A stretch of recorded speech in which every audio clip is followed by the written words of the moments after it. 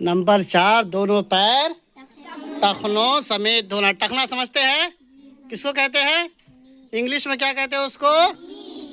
नी कहते हैं टखना को। हाँ, नी कहते हैं। इंग्लिश में एंकल कहते हैं। इंग्लिश में क्या कहते हैं? हाँ, तो समझ में आया टखना क्या है, कहाँ है टखना?